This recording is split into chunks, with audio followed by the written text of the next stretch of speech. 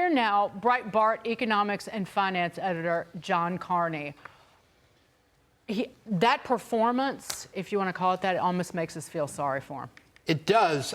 Look, Joe Biden is really unpopular with Americans because of his economic policies and because of inflation. You saw it there. When people are calling him losers, he's apparently there to promote small businesses. Small business owners loathe Joe Biden very, very deeply. They cannot stand what he's done to our country, what he's doing to our economy. They're depressed about it. You look at the Small Business Optimism Index, it is way, way down because they look at Joe Biden and they say, your policies are hurting us every day, and you're not trying to change it. You're just trying to brand it Bidenomics and make us feel good about it.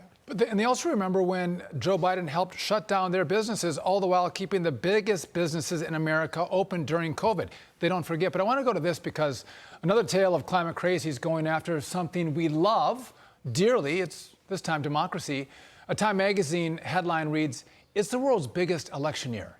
Is democracy good for climate change?"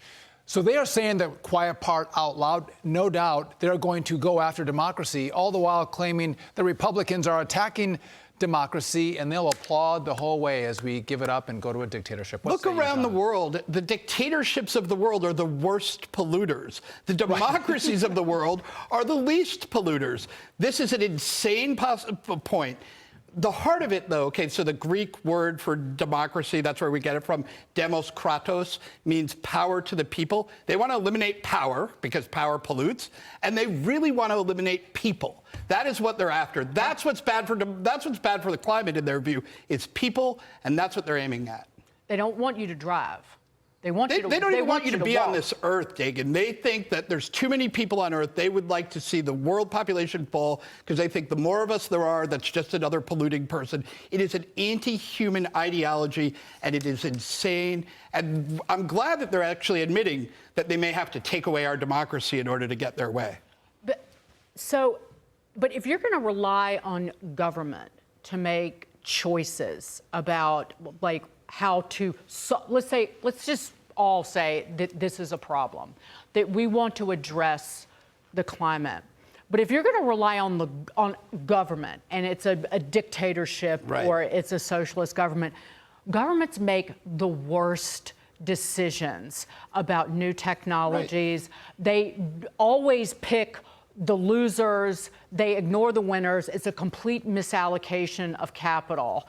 And you end up ignoring or not funding something that could be great. I mean, that's essentially you draw in capital to the things the government has decided will work. The government's wrong about that, so you don't get any investment in alternatives. What I would really say, though, is, look, the climate is changing. There's no doubt about that. But there's the policies that the government is urging us to adopt, electric cars, for instance, are not going to stop climate from changing, and that's a big problem. I mean, you go into a hotel these days and the shower will barely put water on you because they have the new water, faucets on there. That's not saving the climate, but it's in response to a government policy. But the climate has always been changing, and if you're Absolutely. so confident in climate change being man-made, why wouldn't you allow a great debate? Why are you saying the science is settled? Why are you only funding scientists that say climate change is real? Why wouldn't you say we should have a broad debate here? And they don't, which means I don't think they're that confident in their argument. And by the way, climate activists are the worst anti-democrats in society, and we all see that. John Carney, always a pleasure to see you. Thanks for having me.